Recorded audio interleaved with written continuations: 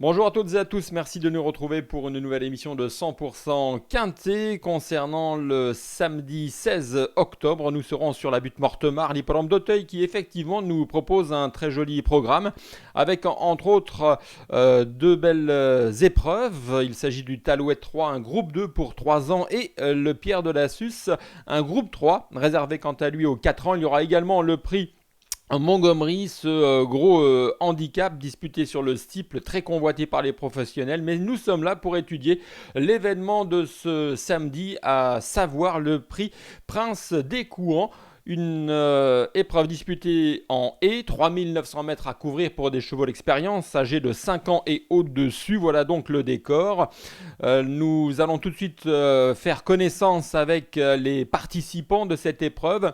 Et puis je vais vous parler des conditions techniques. Une très belle journée nous attend en ce samedi, des températures très fraîches qui rendent les pistes tout de même bien souples, très souples officiellement du côté de France Gallo avec un pénétromètre qui sera au minimum de 4. Donc il faudra avoir une certaine aptitude. Voilà donc pour les conditions techniques. Les partants défilent sous vos yeux, vous les connaissez. Des chevaux d'expérience comme Hanouna Freenom, comme Spinozar. Attention, il y a quelques 5 ans, et je pense notamment à Monty Saga, c'est le numéro 5, qui est vraiment sur la montante, c'est le moins que l'on puisse dire. Voilà, d'autres chevaux d'expérience tels que Radiologue. Je pense notamment en bas de tableau à Elvis de Balme, le numéro 13, présenté par François Nicole, et puis les représentants de Madame Lynch, Clouden Sian, le 14, âgé de 11 ans, Foreign Flower, âgé de 8 ans. Ce sont des chevaux susceptibles de tirer leur épingle du jeu dans ce handicap servant de support au Quintet Plus. Nous allons tout de suite entrer dans le vif du sujet et attaquer le papier de cette épreuve.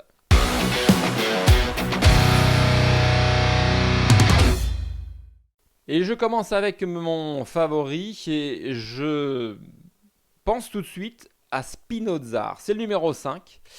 C'est un sauteur entraîné par Arnaud Chaillet qui malheureusement a connu des interruptions de carrière, mais on connaît sa qualité intrinsèque. C'est un cheval qui, on s'en souvient, à l'âge de 3 ans, avait fait naître de sérieux espoirs. Il s'était notamment imposé à Compiègne dans un groupe 3, le prix général de Saint-Didier. Ensuite, il a connu de diverses fortunes, mais je le répète, il a surtout connu des interruptions de carrière qui ont compromis tous les plans de son entourage. En tout cas, il est bien en ce moment, c'est ce que nous a évidemment confirmé son entraîneur Arnaud Chaillet dans notre rubrique entraînement que vous retrouvez chaque matin dans notre journal Paris Turf.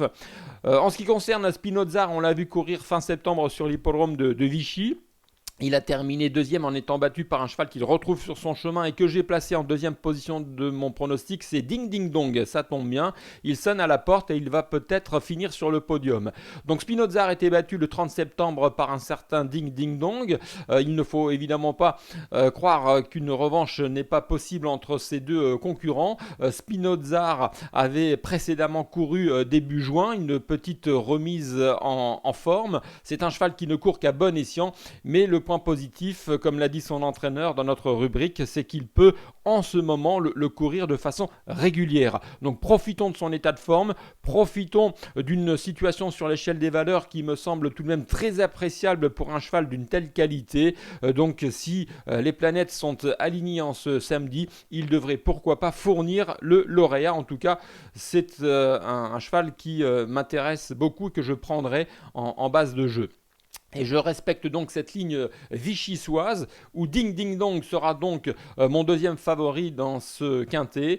C'est un cheval doté d'une solide expérience qui a déjà brillé sur l'hippodrome d'Auteuil. C'est un hippodrome d'ailleurs sur lequel il n'a finalement pas souvent couru. Il s'adapte à tous les tracés. Il sera avantagé par l'état du terrain. Il reste donc sur un succès, ce qui lui a permis d'arriver regonflé à bloc sur la butte Mortemart. C'est un sauteur qui n'est pas à l'abri d'une petite faute, on a pu s'en rendre compte, mais néanmoins, c'est également, à ce poids-là, en tout cas, une chance prépondérante.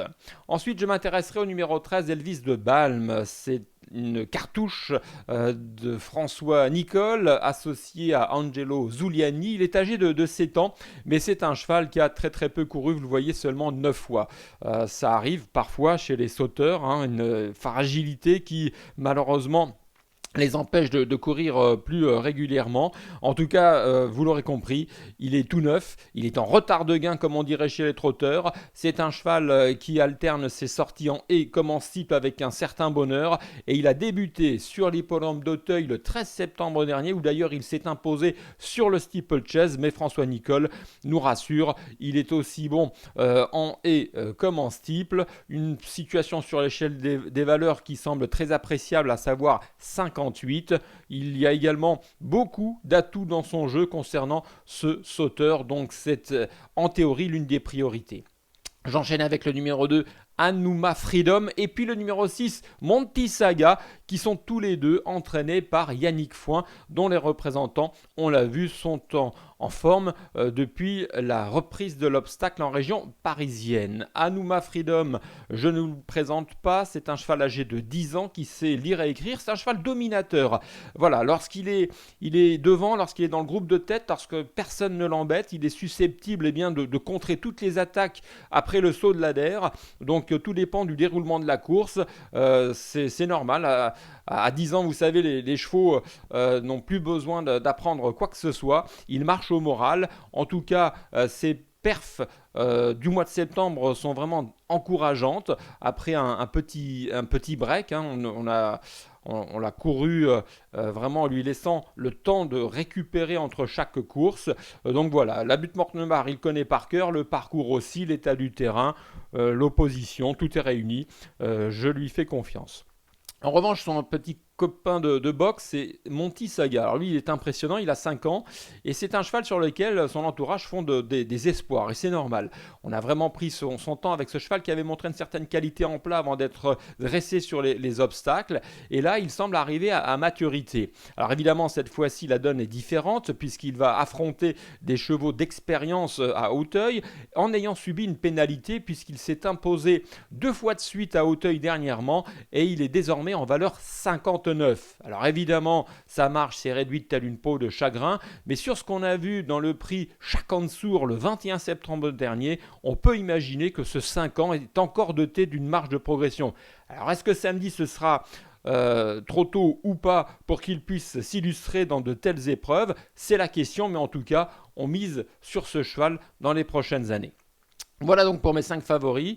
Ensuite, je retiendrai en bon rang dans des combinaisons élargies le numéro 9, Radiologue. Alors certes, c'est un cheval qui n'est pas toujours régulier, qui retrouve l'hippodrome d'Auteuil après une longue absence. Mais voilà, peut-être que son entourage a vraiment attendu que Radiologue soit en pleine forme pour revenir sur cet hippodrome. Radiologue aura l'avantage de courir dans un terrain assoupli qu'il affectionne particulièrement.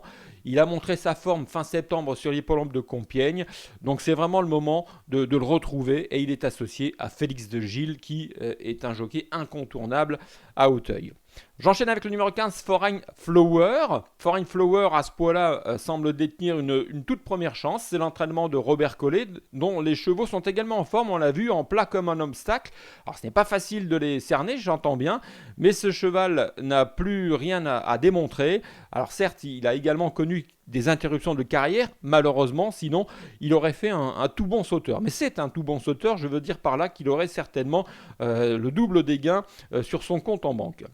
Voilà, en tout cas, il ne faut pas le sous-estimer. C'est un coup de poker, car on ne sait pas vraiment où il en est physiquement. 2 courses cette année en demi-teinte. Sa rentrée était bonne, la suivante moins bonne. Mais il retrouve Auteuil avec une valeur handicap intéressante. Donc, je retiens. Je poursuis avec le numéro 12, Grand-Oncle. C'est également l'une des interrogations de ce handicap. C'est un cheval aussi âgé de 5 ans qui va affronter des aînés. Mais son comportement en dernier lieu s'est bien passé. C'était dans une course à condition à Auteuil, le prix Grandlieu où il a terminé 3e. C'est un cheval qui est encore perfectible, parfois qui fait des petites fautes, mais au printemps on avait vraiment apprécié sa victoire dans le prix Xavier de Chevigny où il avait battu un certain Gargabstar. Donc voilà, à l'image de Monty Saga le numéro 6, l'avenir lui appartient. Donc je préfère l'avoir de mon côté. Voilà en ce qui concerne donc mes préférés, on va tout de suite enchaîner avec mes outsiders. Et mes outsiders sont les numéros 10, McCarthy, qui reste malheureusement sur une chute, mais qui est capable de se réhabiliter. C'est un outsider pour moi. Le numéro 14, Clandon Sian, c'est son compagnon d'entraînement. Également, au dire de son entraîneur, pourrait jouer un rôle. C'est un cheval fantasque, capable du meilleur comme du pire, mais comme il est en regain de forme, il intéressera peut-être les amateurs d'outsiders. L'outsider, Gold Allen, porte le numéro 1. C'est un 50 top weight, pas évident. Néanmoins, susceptible d'accuser des progrès, je le surveillerai du coin de l'œil. Et puis le numéro 16, Brother Bernard, qui a été remonté sur l'échelle des valeurs suite à une récente victoire en région au Touquet. Donc là, on monte de catégorie avec une pénalité. On mise plutôt sur sa forme, car l'exercice n'est pas évident. Allez, j'enchaîne avec mes impasses. Mes impasses. Alors, j'élimine dans cette course les numéros 3, Polex Fen, les numéros 7 et 8, à savoir Celtior et Follow Me Soldier, les deux élèves de Laurent Viel qui ont besoin de retrouver la compétition, mais qu'il faudra suivre prochainement. Et puis le numéro 11, In Extenso. Voilà, vous savez tout. On va tout de suite enchaîner avec notre choix.